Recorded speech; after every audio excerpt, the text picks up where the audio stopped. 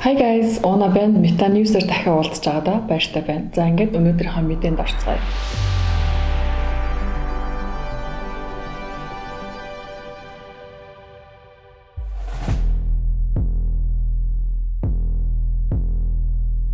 Өнгөрсөн баасан гарагт цоо шин иж танилцуулагдаж 2 цагийн дотор хөрөнгө оруулалтаа дүүргэсэн бөгөөд энэ удаагийн иж нь өргөцсөн. Яагаад тэгэхээр багцаар буюу сетер гарсан дотор 3 төрлийн NFT collectiblesтэй үүнд Mutant Ape болон Meebits болон Azuki NFT collectibles багтсан бөгөөд ингэснээр нэг хазалтаар 3 NFT collectibles-ыг хаазах боломжтой болсон.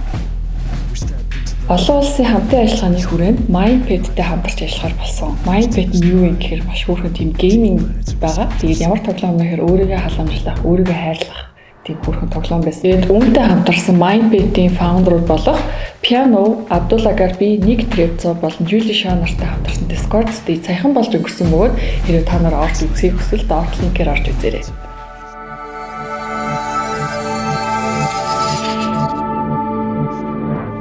7 хоногт Kedal брэнд rebranding хийсэн бөгөөд үүнтэй холбоотойгоор өмнөж фэнүүдэд зориулж анхны NFT collection гаргасан байна.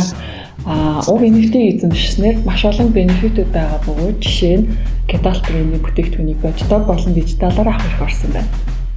Монголын хөрөнгөний зах зээл дээр хамгийн анхны NFT drop-ыг Tomboard Capital-аас гаргасан бөгөөд энэ drop ердөө 1 секундын дотор борлуулагдаж дууссан билээ. Харин энэхүү NFT-г эзэмшснээр 4-9 дахин бага шимтгэлтэйгээр арилжаанд орох их санхүүгийн сургаал, VIP ивент зэрэг маш олон гой бенефитийг бүр насан туршдаа эзэмших эрхүүд гарсан байна. Монгол NFT платформын хамгийн анхны дропыг Rocketbay болон Beer Night Studio хамтарч маш амжилттай болгочихсон. Харин энэ удаа Rocketbay өөрийн NFT дропыг удахгүй гаргаж байгаа байна.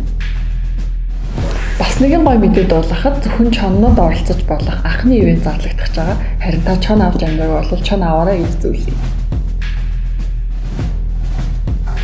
Snoop Dogg саяхан гарсан шинэ дууныхаа клипийг Sandbox Metaverse хийжээ. Энэ нь дэлхийд дээр хамгийн анхны Metaverse хийгдсэн клип болсон байна. Хэрвээ та нар санаж байгаа бол яг энэ Sandbox Metaverse-ээр Монгол NFT газар авсан бөгөөд Metaverse-ийн бета албад бэлэн болоход тэнд Meta UB сөндөрлөж байх нэ. Энэ 7 хоногийн мэдээтэй хамт байсан баярлалаа. Дижитал ертөнцид технологийн соёлыг хамтаа түгээцгээе. Metaverse